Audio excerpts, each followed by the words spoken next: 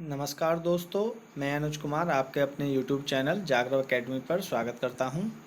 और दोस्तों, हम लेकर आए हैं फिर से टॉप 10 करंट अफेयर्स का ये सेशन। और सेशन शुरू करने से पहले एक नज़र डाल लेते हैं quote of the day. The path to success is to take massive determined action. तो दोस्तों, सफलता के लिए जो हम रास्ता चुनते हैं उसके लिए बड़े पैमाने पर हमको जो पहले से ही एक्शन निर्धारित करने होते हैं, यानी कि जो हमने डिटरमाइन कर रखा है कि क्या क्या एक्शन लेने होंगे बड़े पैमाने पर, उनको हमको फॉलो करना होता है, तभी जाकर हमको सफलता का रास्ता मिलता है। तो दोस्तों, इसी मोटिवेशन के साथ शुरू करते हैं आज के top 10 current affair. Question number 1, किस देश द्वारा पहला मंगल अन्वेषण मिशन तियानवेन-1 लॉन्च किया गया है? हमारे पास ऑप्शंस हैं ए साउथ कोरिया, बी जापान, सी रसिया और डी चीन। तो दोस्तों, इसका सही आंसर होगा ऑप्शन डी चीन। चीन के द्वारा ही ये मार्स एक्सप्लोरेशन मिशन तियानवेन-1 लॉन्च किया गया है और 24 अप्रैल को उन्होंने लॉन्च किया है और इसी के साथ वो अपना 50th एनिवर्सरी सेलिब्रेट कर रहे हैं स्पेस डे की। तो इससे जुड़े हुए कुछ इंपॉर्टेंट फैक्ट्स हैं, एक नज़र डाल लेते हैं। दोस्तों, चाइना के फर्स्ट सैटेलाइट की बात करें जो उन्होंने भेजा था स्पेस में, उसका नाम था डोंगफेंग होंग फर्स्ट। ये 1970 में उन्होंने भेजा था और इसी के साथ 2020 में वे 50th एनिवर्सरी सेलिब्रेट कर रहे हैं। दोस्तों, चाइना के मार्स मिशन की बात करें तो ये उनकी स्पेस एजेंसी है, चाइना नेशनल स्पेस एडमिनिस्ट्रेशन, और उसी के द्वारा इस मिशन को नाम दिया गया है तियानवेन, जिसका अर्थ होता है हेवनली क्वेश्चंस और क्वेश्चंस टू हेवन। ये एक पोएम है जो चाइना के वेल नोन पोइट के द्वारा लिखी गई है 340 से 278 BC में, और इसके तहत, इस मिशन के तहत सारे उसके जो फंक्शंस हैं उन सभी को अंजाम दिया जाएगा। अगर चाइना की स्पेस मिशन की बात करें दोस्तों, तो ये अपना स्पेस स्टेशन भी वहाँ पर बना रहा है और इससे पहले इन्होंने एक और मार्स मिशन लॉन्च किया था जिसका नाम था यिंगो फर्स्ट, जो कि इनका मिशन वो फेल हो गया था। इसी के साथ बात करें दोस्तों मार्स मिशन की, तो मार्स मिशन भेजने में जो अभी तक सफल हुए हैं देश, उसमें नाम है यूएस का, रशिया का और यूरोपियन यूनियन और इंडिया। दोस्तों, अगर हम भारत की बात करें तो वो फर्स्ट एशियन कंट्री है जिन्होंने मार्स मिशन सक्सेसफुली लॉन्च किया था, और पहली बार में सक्सेसफुली लॉन्च करना ये बड़े ही गर्व की बात थी, और ऐसा करने वाला ये पहला देश है। कौन? भारत, अपना देश। और इन्होंने जो ये मिशन भेजा था उसको मंगलयान के नाम से जाना जाता है और ये 2014 में लॉन्च किया गया था। तो दोस्तों, इसी के साथ चलते हैं नेक्स्ट क्वेश्चन की ओर। क्वेश्चन नंबर 2, 23 अप्रैल को खोंगजोम वार मेमोरियल कॉम्प्लेक्स थूबल में खोमचोब दिवस की शुरुआत डैश राज्य सरकार ने की है? तो दोस्तों, किस राज्य सरकार ने खोमजोम दिवस मनाया है, इसका हमें पता करना है। तो दोस्तों, हमारे पास ऑप्शंस हैं ए मेघालय, बी मणिपुर, सी नागालैंड और डी अरुणाचल प्रदेश। तो दोस्तों, इसका सही आंसर होगा option B Manipur. Manipur state government ने ही खोंगजोम डे सेलिब्रेट किया है 23 अप्रैल को, और ये उन लोगों के लिए श्रद्धांजलि के रूप में मनाया गया है जिन्होंने 1891 में एंग्लो मणिपुर वार में हिस्सा लिया था।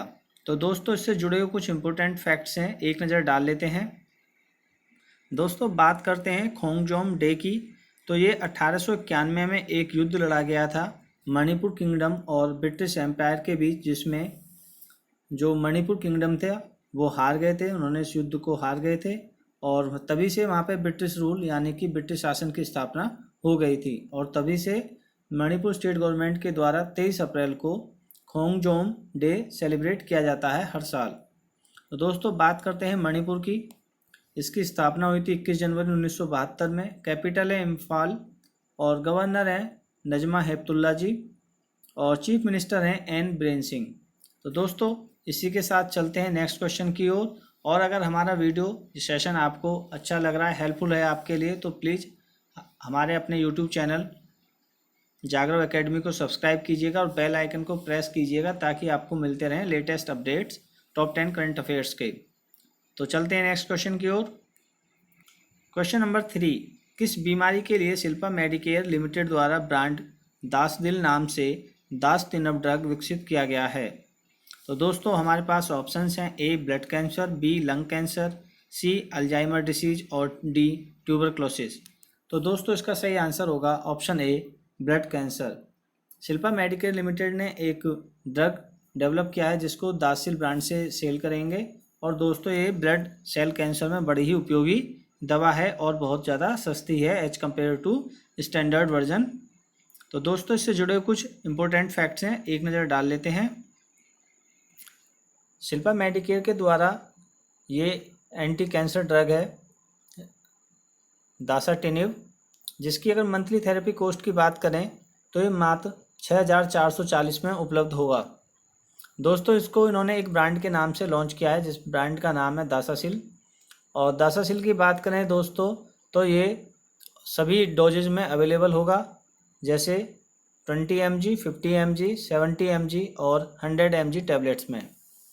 और दोस्तों हमने बात की जैसे कि ये क्रोनिक माइलोइड ल्यूकेमिया के उपचार में बहुत ही फ़ायदेमंद है और इस्तेमाल किया जाता है। दोस्तों ये एक तरीके से ब्लड सेल कैंसर होता है जो हमारा बोन मैरो में स्टार्ट होता है। और इसकी बात करें इससे बेनिफिट जो होगा new patients of CML in India, तो करीब 10,000 से 15,000 लोगों को जो नए पेशेंट्स हैं CML के उनको बड़ा ही फ़ायदा होगा इस ड्रग के उपयोग से दोस्तों। तो इसी के साथ चलते हैं नेक्स्ट क्वेश्चन की ओर। क्वेश्चन नंबर 4, बहुपक्षवाद और शांति के लिए कूटनीति का अंतर्राष्ट्रीय दिवस कब मनाया जाता है? तो दोस्तों हमारे पास ऑप्शंस हैं ए 24 अप्रैल, बी 22 अप्रैल, सी 21 अप्रैल और डी 25 अप्रैल। तो दोस्तों इसका सही आंसर होगा ऑप्शन ए 24 अप्रैल। 24 अप्रैल को ही Multilateralism and Diplomacy for Peace Day मनाया जाता है जो कि अंतर्राष्ट्रीय स्तर पर मनाया जाता है। दोस्तों इससे जुड़े कुछ इंपॉर्टेंट फैक्ट्स हैं। तो दोस्तों बहुपक्षवाद और शांति के लिए कूटनीति का अंतर्राष्ट्रीय दिवस मनाया जाता है 24 अप्रैल को। दोस्तों 24 अप्रैल को एक और डे मनाया जाता है जिसको कहते हैं नेशनल पंचायती डे। नेशनल पंचायती राज डे भी सेलिब्रेट किया जाता है 24 अप्रैल को। और दोस्तों बात करते हैं 22 अप्रैल की, तो 22 अप्रैल को वर्ल्ड अर्थ डे सेलिब्रेट किया जाता है, वर्ल्ड अर्थ डे। इसी के साथ दोस्तों बात करें 21 अप्रैल की, तो 21 अप्रैल को नेशनल सिविल सर्विसेज डे मनाया जाता है। और बात करते हैं दोस्तों 25 अप्रैल की, तो 25 अप्रैल को वर्ल्ड मलेरिया डे और दोस्तों इंटरनेशनल डेलीगेट्स डे भी सेलिब्रेट किया जाता है। तो दोस्तों इससे जुड़े हुए कुछ इंपॉर्टेंट फैक्ट्स हैं, एक नज़र डाल लेते हैं। तो दोस्तों बात करते हैं international day of multilateralism and Diplomacy for piece, जो कि हर साल 24 अप्रैल को मनाया जाता है। दोस्तों इसका उद्देश्य होता है शैक्षिक और सार्वजनिक जागरूकता बढ़ाने वाली गतिविधियों के माध्यम से शांति के लिए बहुपक्षवाद और कूटनीति के लाभों का प्रसार करना। दोस्तों दिन को मनाने और बढ़ावा देने के लिए यूनाइटेड नेशंस जनरल असेंबली इस दिन एक उच्च स्तरीय पूर्ण बैठक बुलाती है। दोस्तों इसी के साथ बात करते हैं संयुक्त राष्ट्र के इस कदम का जो उद्देश्य है वो बहुपक्षवाद और इंटरनेशनल कोऑपरेशन यानी कि अंतर्राष्ट्रीय सहयोग के मूल्यों को संरक्षित करना है। और दोस्तों संयुक्त राष्ट्र के 3 स्तंभों को प्रमोट करने और सपोर्ट करने के लिए ये बहुत ही ज़्यादा ज़रूरी है। जो 3 पिलर हैं दोस्तों, जैसे पीस एंड सिक्योरिटी, शांति और सुरक्षा, डेवलपमेंट विकास और मानवाधिकार, इनको संरक्षित करने और सपोर्ट करने के लिए ये बहुत ही ज़्यादा ज़रूरी है। दोस्तों इसी के साथ बात करते हैं UNGA की यानी यूनाइटेड नेशंस जनरल असेंबली के प्रेसिडेंट की। तो दोस्तों वो हैं तिजानी मोहम्मद बांडे और हेडक्वार्टर की बात करें दोस्तों वो न्यूयॉर्क में है और इसकी स्थापना हुई थी 1945 में। तो दोस्तों इसी के साथ चलते हैं नेक्स्ट क्वेश्चन की ओर। Question number 5, my book my friend अभियान डैश द्वारा शुरू किया गया है। हमारे पास ऑप्शंस हैं A National Book Trust, B CBSE, C University Grant Commission और डी मिनिस्ट्री ऑफ HRD। तो दोस्तों इसका सही आंसर होगा option D Ministry of HRD Human Resource Development, मानव विकास संसाधन मंत्रालय द्वारा my book my friend campaign को शुरू किया गया है। तो आइए दोस्तों जानते हैं इससे कुछ जुड़े हुए इंपॉर्टेंट फैक्ट्स। तो दोस्तों union minister of human Resource development Ramesh Pokhriyal Nishank द्वारा इस कैंपेन को शुरू किया गया है, माई book my friend campaign, social media पर 23 अप्रैल को। दोस्तों 23 अप्रैल को वर्ल्ड बुक डे सेलिब्रेट किया जाता है। इसको वर्ल्ड कॉपीराइट डे के नाम से भी सेलिब्रेट किया जाता है और इसी दिन माई बुक माई फ्रेंड कैंपेन शुरू किया गया है, जिसका उद्देश्य है जो स्टूडेंट्स अब लॉकडाउन के समय घर पर हैं उनको सपोर्ट करना, ताकि वो कुछ नया सीख सकें, ज़्यादा से ज़्यादा बुक पढ़ें और जो भी उनकी इंटरेस्ट की बुक हैं उनको वो पढ़ें और कुछ ना कुछ नया सीखें। इसके द्वारा देश भर के सभी लोगों को इंस्पायर करना है और ये पूरे 7 दिन के लिए कैंपेन को चलाया जा रहा है और पूरे भारत से कोई भी इस कैंपेन में जुड़ सकता है और इसके बेनिफिट्स ले सकता है। दोस्तों बात करते हैं वर्ल्ड बुक डे की, जो कि 23 अप्रैल को सेलिब्रेट किया गया था। इस दिन वर्ल्ड बुक कैपिटल सिटी को भी सेलेक्ट किया जाता है। दोस्तों इस बार के लिए 2020 के लिए कोलंबो मलेशिया जो कैपिटल सिटी ऑफ मलेशिया है उसको चुना गया है। तो दोस्तों इसी के साथ चलते हैं नेक्स्ट क्वेश्चन की ओर। क्वेश्चन नंबर 6, वर्चुअल कोर्ट का उपयोग कर अदालतों में सुनवाई शुरू करने वाला कौन सा राज्य पहला राज्य बन गया है? हमारे पास ऑप्शंस हैं, ए मध्य प्रदेश, बी तेलंगाना, सी उत्तर प्रदेश और डी केरल। तो दोस्तों इसका सही आंसर होगा ऑप्शन सी उत्तर प्रदेश। उत्तर प्रदेश राज्य सरकार द्वारा ये पहल शुरू की गई है, यानी कि अब वर्चुअल कोर्ट का उपयोग कर सुनवाई शुरू कर दी गई है। तो आइए जानते हैं इससे जुड़े हुए कुछ इंपॉर्टेंट फैक्ट्स।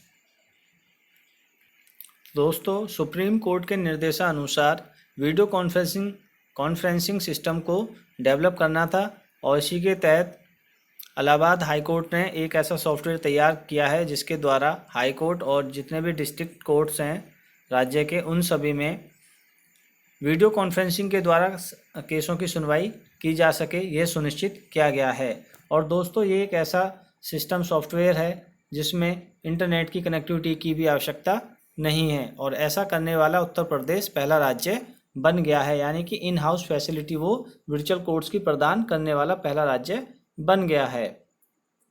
जितनी भी एक सुनवाई होंगी, कोर्ट प्रोसीडिंग्स होंगी, ये कोर्ट के प्रीमिसेस के अंदर यानी कि कोर्ट के परिसर के अंदर ही इनका किया जाना सुनिश्चित किया गया है। तो दोस्तों बात करते हैं उत्तर प्रदेश की। उत्तर प्रदेश के चीफ मिनिस्टर हैं योगी आदित्यनाथ जी। गवर्नर की बात करें वो हैं आनंदीबेन पटेल और इसकी स्थापना की गई थी, यानी जो अपना उत्तर प्रदेश है उत्तर प्रदेश के नाम से बना राज्य है 24 जनवरी 1950 में। तो दोस्तों चलते हैं नेक्स्ट क्वेश्चन की ओर।